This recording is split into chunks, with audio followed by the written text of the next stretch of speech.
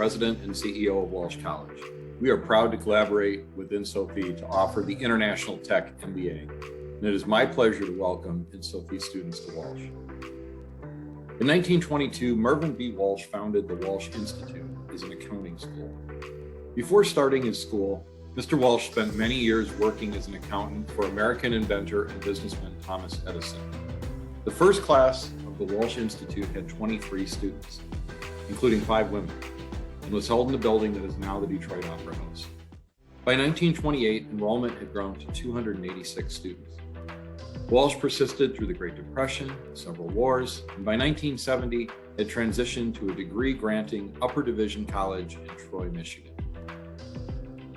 We first offered our technology specialization, computer-based information major, in 1982.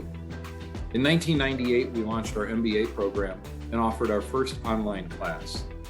Today, Walsh College offers 25 business and technology programs at the undergraduate and graduate level, including a Doctor of Business Administration.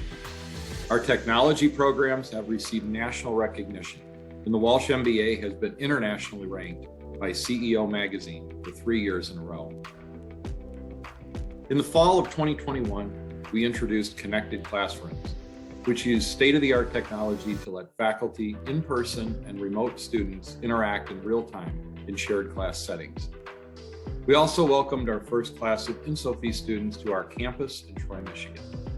As we look toward the future, we look forward to expanded partnerships and continuing to innovate through technology to provide an immersive, engaging, and exciting learning experience for every student, no matter where they are in the world.